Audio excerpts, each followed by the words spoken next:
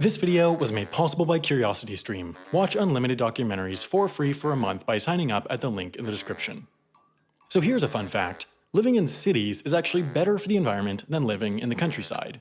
That's because urban residences use less land, homes are smaller, and people don't have to travel as far to work or school.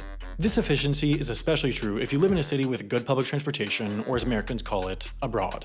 Now knowing this, let's say you want to tip the scales of your carbon output back in the waterfront property creating direction.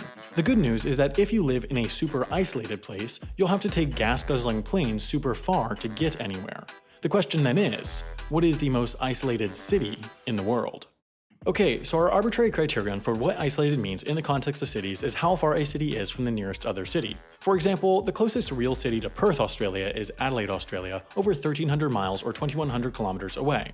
In many ways, Perth exists because it is the most non-nothing bit of the nothing part of the country, the state of Western Australia. WA's economy is centered around taking whatever bits are worth something out of the nothing, namely minerals and oil, and selling them. Perth basically exists as a headquarters for all these mining and oil companies, as well as a point of export for all the state's natural resources. In many ways though, Perth might as well be an island. The main road to get from Perth to Adelaide, the closest city, looks like this. I've seen wider driveways. Unfortunately for Perth though, it is not the most isolated city on Earth. If you pop on over to Australia Light, Auckland is just slightly further away from Sydney than Perth is from Adelaide. There is no city on Earth with a population of over 1 million further from another city of 1 million, but places like this sure do look city-like even without having 1 million residents. If you define what a city is as a settlement of over 100,000, Auckland has some problems. Namely, this, and this. These are all the other 100k plus cities in New Zealand that make Auckland not the most isolated city in the world. There are plenty of quite isolated cities around the world with over 100,000 residents, including Anchorage, Reykjavik, Petropavlovsk-Kamchatsky, and Noumea, but what is truly the most isolated city on Earth, according to this definition, is a harsh, secluded, bleak place. A place at the furthest extremities of Earth. A place only the bravest approach. Honolulu, Hawaii.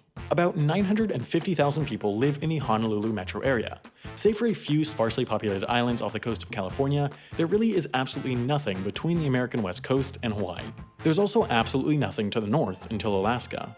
To the west and south, there are plenty of populated islands, but until you get to New Caledonia, Papua New Guinea, or Japan, none have anything coming even close to the size of a city. The closest city to Honolulu is therefore San Francisco, nearly 2,400 miles or 3,900 kilometers away. That's almost exactly as far as San Francisco is from DC. Now, Honolulu is well and truly a city. It's got skyscrapers, highways, a Costco, fake bike lanes, pedestrian unfriendly streets, oppressive urban sprawl. It really is just a normal looking city, but the fact that there's a city on an island in the center of an enormous ocean is abnormal. So why is it here? Quick history lesson. Hawaii was an independent monarchy in the 1800s, but over time, the US's influence over its politics grew as sugar exports to the US became a bigger and bigger part of its economy.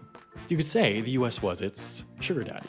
In 1893, the monarchy was overthrown by pro-US insurgents in a move that the US government had super-duper absolutely nothing at all to do with. As absolutely nobody at all expected, these insurgents then said that the US could just annex Hawaii, if they wanted to. They did. The population grew and the sugar industry did too, but then Japan came over to take an up-close and personal tour of Pearl Harbor. The US didn't like that, and it forced the Americans to do their absolutely least favorite activity: war. During World War II, the population of Hawaii doubled as it was a hub for the US military, and with that, there were plenty more jobs needed to serve all the military personnel. Once that was wrapped up, planes suddenly became a lot faster, which made it easy to visit Hawaii from North America and Asia, and its tourism industry grew enormously. In a little sorry for attacking you present, the Japanese became the single largest foreign tourist group to the state and helped to grow the industry enormously. The state still received tons of tourists from the mainland as well, meaning Hawaii definitely benefited economically from actually being part of the US. Throughout all of that, Honolulu, the capital, grew as it served as the economic hub for the state. While it itself has a robust tourism industry, it also serves to support the tourism on other islands. There are other isolated island chains, but the Hawaiian chain is actually quite large for how far out it is, which helped grow it to the size where it could support a city. So in summary, the answer to why Honolulu is such a large city despite its isolation is a mix of tourism and America. Of course, while visually Honolulu looks like it could be pretty much any other American city, its isolation does have an effect, as nearly everything has to be shipped from the mainland and the cost of living is high, so everything is unnaturally expensive in the world's most isolated city. Rewinding back to the attack on Pearl Harbor, one of the battleships that was sunk was the USS Arizona.